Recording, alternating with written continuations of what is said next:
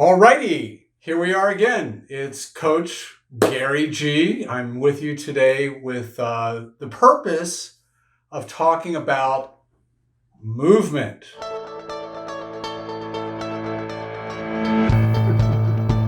right, rolling. Yes, you got to move your body. You got to get things rolling, moving.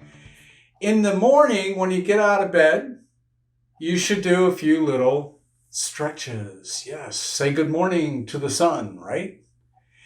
The reason we want to stretch is because those muscles, a lot of them have been lying there all night long. You're not moving that much, and things can get a little stiff, especially if you're an older person. The joints can get stiff. And what do the joints need to get unstiff? How do you unstiff your knees? It's pretty simple. You stretch, which creates a fluid in the joint, which helps things to move nicely. But really what I want to talk about, you may not know this, but there is a whole nother liquid system in your body besides your cardiovascular system. You have the blood system, which is about anywhere from 70,000 to 100,000 miles of blood capillaries flowing all through your body. And there's another system, it's called the lymphatic system. So the lymph has no motor, there's no pump.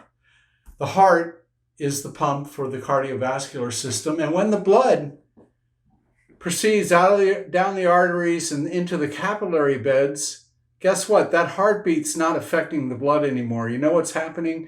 In your capillaries, there's little muscular movements in the walls of the capillaries that are only about as thick as a hair or less. And sometimes they're so thin that only one red blood cell can get through at a time.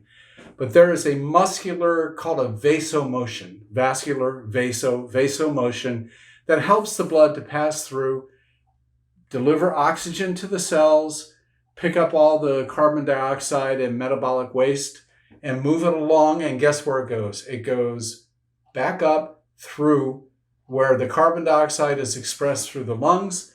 The metabolic waste is actually transferred to the lymph system that sends it back to the liver, and then you get to excrete that in whatever manner or form you wish. Now, you may think I'm talking about going to the bathroom, but I'm also talking about sweating it out. Your sweat is part of your lymph system. And those are toxins that are leaving your body when you're doing a workout, you're doing some exercise, you get a little sweaty.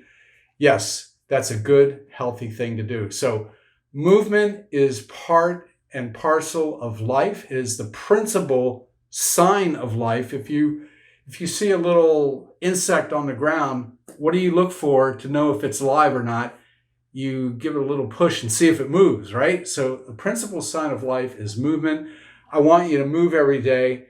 You got to get some steps in. You got to do some walking. You got to do a little activity at the gym, or maybe you belong to a swim club and you like to go swimming 10, 15, or 20 laps. One of my customers called me and she told me she does 70 laps a day.